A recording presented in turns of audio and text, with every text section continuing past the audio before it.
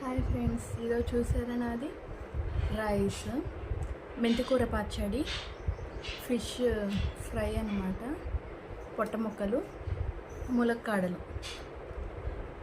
So ఇది ఈరోజు నా లంచ్ అనమాట.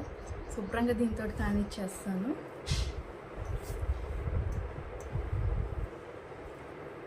మెంతికూర పచ్చడి టమాటాలు వేసి రుబ్బాను అనమాట.